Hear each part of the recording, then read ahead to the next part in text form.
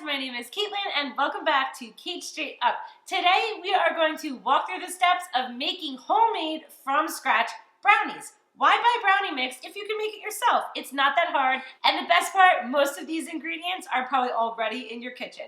We are starting in our mixing bowl with 1/2 of a cup of just regular old flour. To that, we are adding 1 cup of granulated sugar. Next ingredient, we're adding 3/4 of a cup of cocoa powder.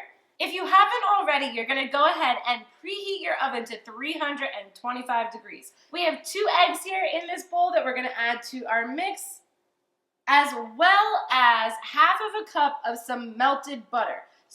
So I just kind of stick mine into the microwave for a little bit. It doesn't have to be completely melted to liquid, but it just has to be kind of really softened, more so than if you were gonna leave it on your counter at room temperature. So we have our last 3 ingredients that we are added to our delicious homemade brownies. In this glass right here, I have 1/4 of a teaspoon of baking powder and 1/4 of a teaspoon of salt.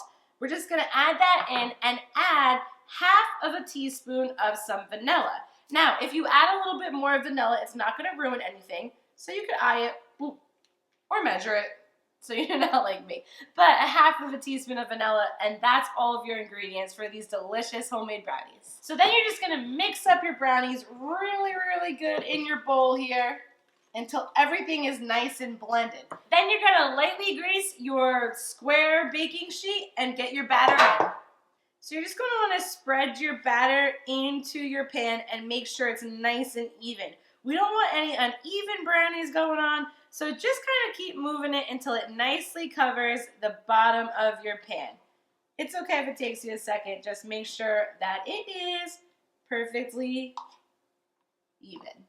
Once your batter is nicely spread even like this, it is going into a 325-degree oven for about 20 to 25 minutes until a toothpick comes out clean. And after they're in the oven, it is the best part of this entire recipe. You get to lick your spoon, your spreader, whatever you got.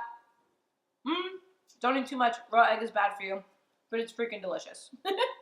And after you've allowed your brownies to cool, you're just gonna go ahead and cut them with a serrated knife carefully so you don't scrape up your pan. And you're just gonna cut them up because these are ready to eat. So I like to do just a couple lines across and then a couple lines down, and we're plating them because these brownies, they're ready.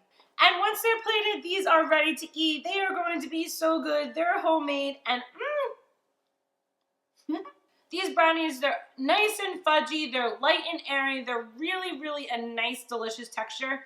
You're gonna love them. Subscribe to Cait Straight Up for more fun recipes every Tuesday and sometimes on Thursdays and Sundays in between.